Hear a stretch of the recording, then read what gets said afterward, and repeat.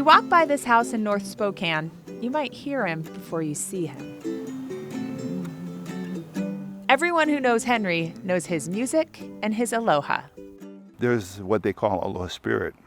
And part of aloha spirit is getting along with each other, being kind to each other, respecting each other, opening your home to each other. If someone needs something, help them. It's something he brought from the island of Oahu when he and his buddies came to Spokane back in the 70s.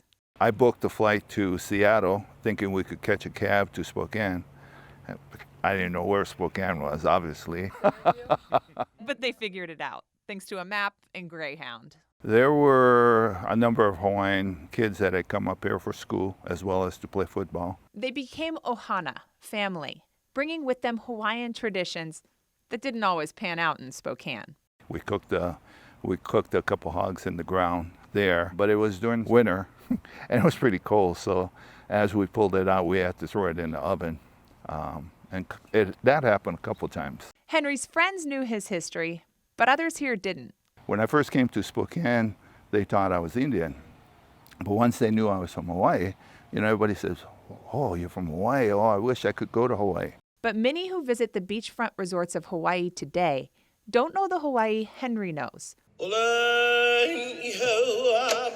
or how the history of his ancestors impacted his childhood. We were free of disease until we were introduced to the foreigner shippers and whalers that came over, and then we lost a lot of our race, Hawaiian race, over the years.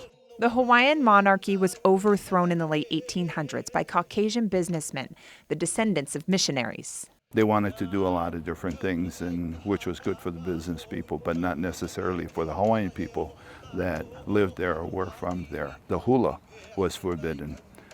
So they tried to take away a lot of our culture. They forbid the Hawaiian language to be spoken at home. So I never learned the Hawaiian language from my mom and dad, my grandparents, because they wouldn't speak it.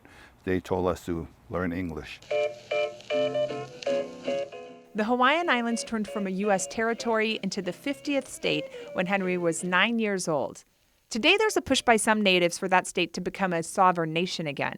Henry's only plea is that if people do visit the islands, they go beyond the commercial tourism that brings them there. You have to experience and meet the natives and people that live there and see where they're coming from, because they'll tell you the whole story. Henry says many will proudly share their culture, just like he shared it with me, his daughter. Get in the car, I'm going too far, never coming back again. And just like he continues to share it on this street in North Spokane and beyond. Wherever I am, my home is, there's a part of Hawaii there, and that's in my heart. Singing Waimanalo Blue. In North Spokane. Singing Waimanalo Blue. With Henry Chock. Singing Waimanalo Blue. I'm Chock.